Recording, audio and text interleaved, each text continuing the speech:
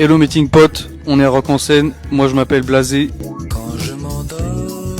Qu'est-ce que ça fait de monter sur scène à Rock en scène? J'ai déjà joué Rock en scène en 2018 avec mon ancien groupe qui s'appelle Haute. Ça me fait plaisir et bizarre et plein de sentiments mélangés de revenir cette fois-ci pour mon projet solo. À ton avis, quel morceau de Somewhere Out There va résonner le plus avec le public aujourd'hui? Le morceau qui a le plus de streams dans mon album, c'est I Need It From You.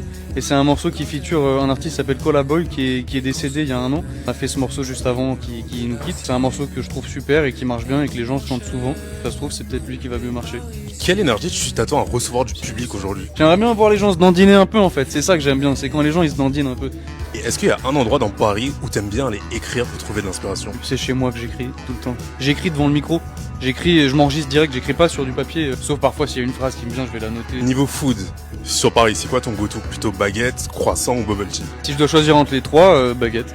J'ai goûté 2 fois récemment bubble tea au thé à la mangue. C'était délicieux. Quel moment sur scène a marqué un vrai tournant dans ta carrière pour toi? C'est assez récent. En fait, j'ai fait un concert pour la sortie de mon album où c'était vraiment moi le headline. Enfin, on organisait nous-mêmes au Point Éphémère à Paris. C'était un tournant parce que déjà c'était blindé pour la sortie de mon disque et c'était ce qui m'a marqué, c'est que les gens chantaient les paroles vraiment. Je m'attendais pas à ça sur presque tous les morceaux. Si tu pouvais collaborer avec un artiste du line-up d'aujourd'hui, lequel tu choisirais? Il y a un groupe qui s'appelle Khruangbin. J'adore leur musique.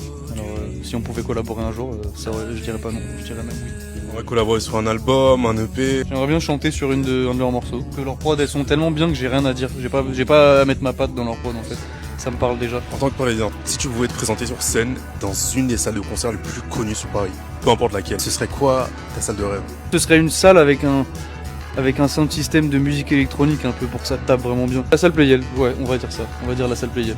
Pour tous ceux qui vont te découvrir aujourd'hui sur scène, qu'est-ce que tu aimerais que ce soit la première chose qu'ils vont faire après t'avoir entendu? Ce qui nous est déjà arrivé une fois, et j'aimerais bien que ça se refasse, c'était marrant, des gens qui achètent leur place pour mon prochain concert pendant qu'ils sont en train de me voir en concert. Ça m'est déjà arrivé. C'est ce genre d'énergie, je valide, j'aime bien, j'aime beaucoup. Meeting Pot, c'était un plaisir de vous avoir rencontré. Merci de m'accueillir sur votre plateforme. Merci à tous ceux qui regardent Meeting Pot, que je vous embrasse très fort.